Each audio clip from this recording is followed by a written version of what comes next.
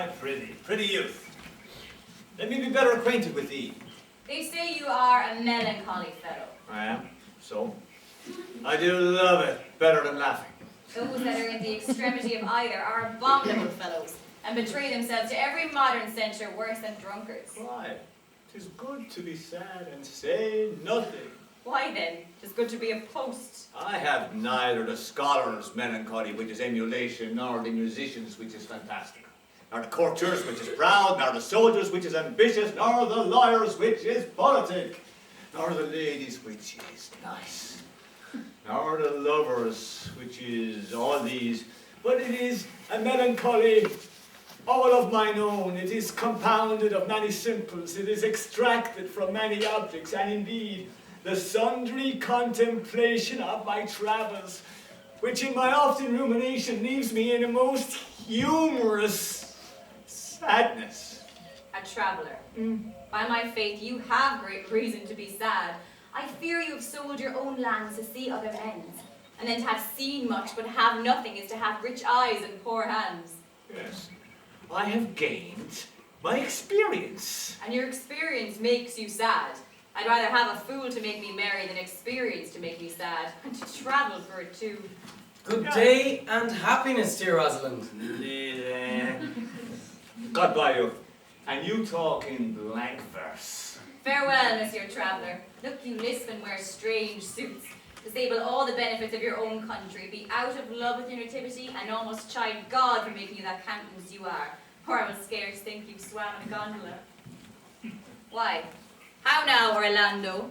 Where have you been all this while? You a lover, and you serve me such another trick. Never come in my sight more. My dear Rosalind, I come within an hour of my promise. Break an hour's promise in love. He that will divide a minute into 1,000 parts, and break but a part of 1,000 parts of a minute in the affairs of love. It may be said of him that Cupid had clapped him over the shoulder, but I'll warrant him heart whole. I prithee, pardon me, dear Rosalind. Nay, and you be so tardy, come no more in my sight. I had as lief be wooed of a snail. Of a snail? I of a snail. But though he comes slowly, he carries his house on his head. A better jointer, I think, than you make a woman. Besides, he brings his destiny with him. What's that? Why, horns, which such as you are fain to be beholden to your wives for. But he comes armed in his fortune and prevents the slander of his wife. Virtue is no horn maker. And besides, my Rosalind is virtuous. And I am your Rosalind. Oh, it pleases him to call you so. But he hath a Rosalind of a better leer than you. Come, woo me, for now I'm in a holiday humour and like enough to consent.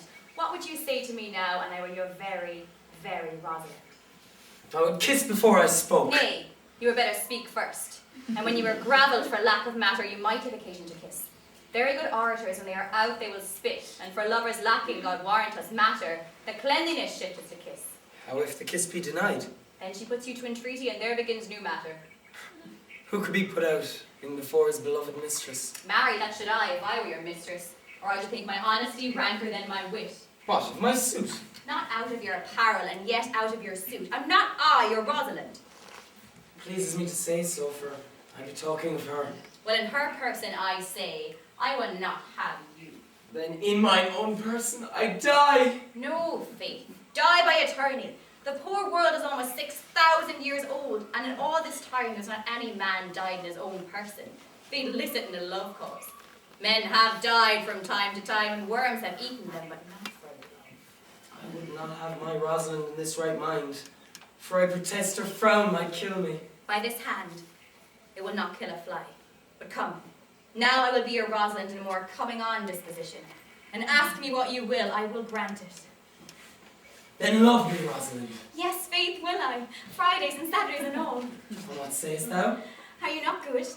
I hope so. Why then, can one desire too much of a good thing? Come, sister, you will be the priest and marry us. Give me your hand, Orlando. What do you say, sister? I prithee, marry us. I cannot say the words. Well, you must begin, will you, Orlando? Go to. Will you, Orlando, have to wife this Rosalind? I will. Aye, but when?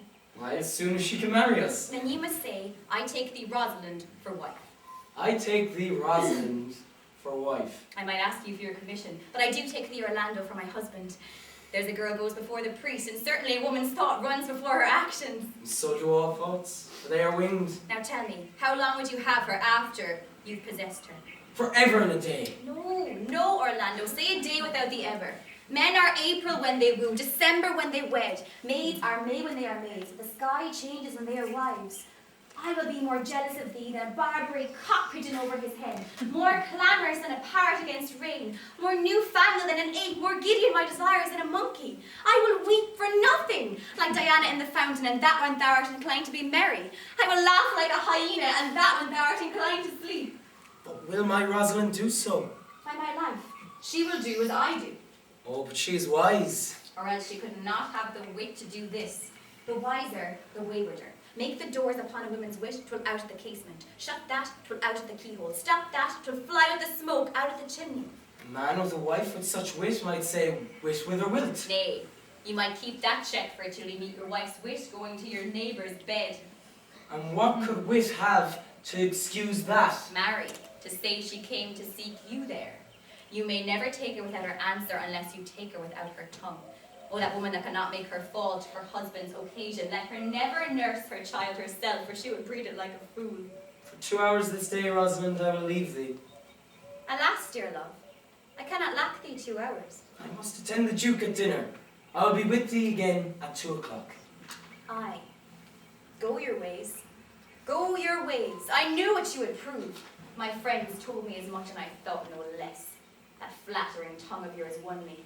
But one cast away, and so come death. 2 o'clock is your hour. Aye, sweet Rosalind. By my troth, and in good earnest, and so God mend me, and by all pretty oaths that are not dangerous, if you break one jot of your promise, or come 1 minute behind your hour, I will think you the most pathetical break promise, and the most hollow lover, and the most unworthy of her you call Rosalind, may be chosen out of the gross band of the unfaithful. Therefore beware my censure, and keep your promise. With no less religion than if thou wert indeed my Rosalind. Adieu.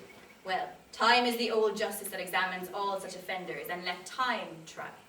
Adieu.